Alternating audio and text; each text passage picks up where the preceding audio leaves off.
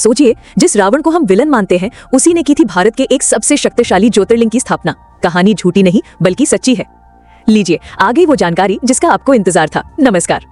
आज हम और आप साथ मिलकर चल रहे हैं झारखंड के देवघर शहर में, जहां बसा है बाबा बैद्यनाथ का वो चमत्कारी धाम जिसकी कहानी किसी फिल्मी कहानी से कम नहीं है। ये कोई ऐसा वैसा मंदिर नहीं है दोस्तों, ये वो पावन धरती है जहां भगवान शिव और माता शक्ति एक साथ एक ही जगह पर विराजते हैं। जी हाँ, ये भारत के 12 ज्योतिर्लिंगों में से एक है और 51 शक्तिपीठों में से भी एक। लेकिन इसकी कहानी शुरू होती है शिव के सबसे बड़े भक्तों में से एक रावण से। रावण चाहता था कि उसकी राजधानी लंका अजेय बन जाए और इसके लिए वो भगवान शिव को ही लंका ले जाना चाहता था। इसके लिए उसने हिमालय पर ऐसी घोर तपस्या शुरू की कि तीनों लोग कांप उठे। वो एक एक करके अपने सिर काटकर यज्ञ की अग्नि में समर्पित करता गया। 1, 2, 3 पूरे 9 सिर। और जैसे ही वो अपना 10वां सिर काटने वाला था, भगवान शिव प्रकट हो गए। पर जानते हैं किस रूप में? एक वैद्य के रूप में। शिवजी ने एक दिव्य चिकित्सक बनकर रावण के सभी सिरों को फिर से जोड़ दिया, उसे पूरी तरह स्वस्थ कर दिया। और इसी दिव्य घटना की वजह से उन्हें नाम मिला बैद्यनाथ, यानी वैद्यों के स्वामी। भोलेनाथ ने खुश होकर रावण को वरदान मांगने को कहा। रावण ने उनसे उनका आत्मलिंग ही मांग लिया, इस इच्छा के साथ कि वो उसे लंका में स्थापित करेगा। शिवजी मान तो गए, पर एक शर्त रखी कि रास्ते में इस लिंग को कहीं भी जमीन पर नहीं रखना, वरना ये वहीं स्थापित हो जाएगा। अब जैसे ही ये खबर देवताओं तक पहुंची, सब परेशान हो गए। अगर ये आत्मलिंग लंका पहुंच गया तो रावण अजय हो जाएगा। तब शुरू हुई एक डिवाइन प्लानिंग।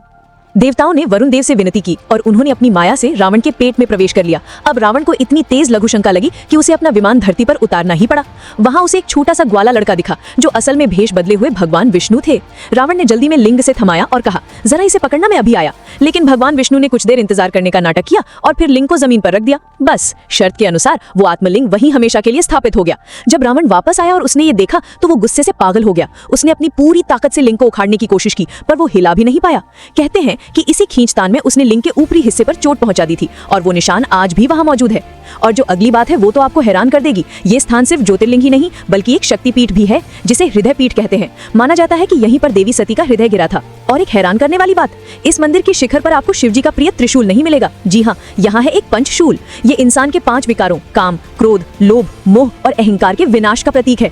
और यहाँ की सबसे खूबसूरत रस्मों में से एक है गठबंधन। इसमें बाबा बैद्यनाथ और माँ पार्वती के मंदिरों के शिखर को एक पवित्र लाल धागे से बांधा जाता है, जो उनके दिव्य विवाह का प्रतीक है। तो सोचिए, रावण की परम भक्ति ने हमें दिया एक अनोखा ज्योतिर्लिंग, जहां भगवान शिव खुद वैद्य बने और जहां आज भी माता सती का हृदय धड़कता है और जहां शिव पार्वती के गठबंधन का उत्सव हर रोज मनाया जाता है। इस अद्भुत कहानी ने अगर आपके दिल को भी छुआ है तो इस वीडियो को लाइक और अपने दोस्तों के साथ शेयर जरूर करें। और हमें कमेंट करके बताइए, आपको इस कहानी का कौन सा हिस्सा सबसे ज्यादा हैरान कर गया? रावण की भक्ति, विष्णु का छल या शिव का वैद्य रूप? कमेंट करके जरूर बताइए। वादा है अगला वीडियो 2 गुना मजेदार होगा। जल्दी सब्सक्राइब करें।